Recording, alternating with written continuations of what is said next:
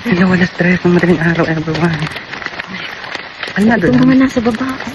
Dito mo pala. Kalmado lang kami ni Ate Mar, everyone. Alas 3 ng madaling araw. Mumukat-mukat pa kami dalawa. Di malo. Diba? Chris, ako na Chris, hindi ka man nasagot. Hanggat kabilis ko, balik-bas agad eh. Pag po narinig agad ninyo, ang siren alert sa inyong mga mobile phone, everyone. Ano agad, baligwas agad, tayo agad. Although talagang masakit talaga sa ano yun, sa ulo talaga. Kailangan. Ito naman, bilisan po lahat. Talaga. Ito naman. Hindi pala yung nasa baba. Dito Oo, lahat. Lahat. So, madaling araw, kailangan maging alerto. Pati po mga aso, lahat. Kasama na. Wait lang, try ko pa yung picture rin sa aso. Ay, bibilis, biglawan ng bonggang-bongga talaga. Ako. Wait. Mga bibigaan pa eh.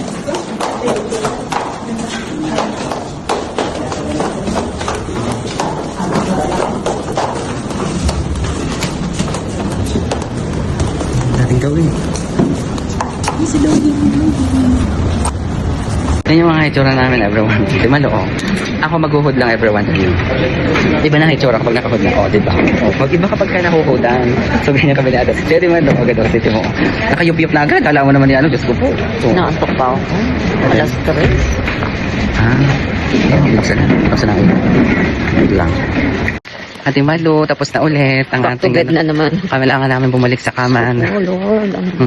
Si Ate Malu po ay kalapit bahay lamang ng bonggang-bongga, di ba? Magkadikit lang yung aming pader. Diba? Pader lang Sila po ay border ng isang Border Pilipino, ka. everyone. Border. Di ba, ng bonggang-bongga. Pero nandito kami sa Israel, everyone. May border siya. Kabog, ang lola mo. So, ayan. May-ari siya ng kanyang building.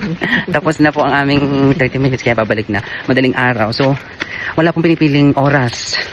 Ang alert. Schedule naman. Ang siren alert. Tsaka alas 7 ng umaga. Hindi ko pinakaya. Kabog na kabog. Di ba lagi minsan alas 3, alas 2? Oo. So, yun lang, everyone. Good morning na.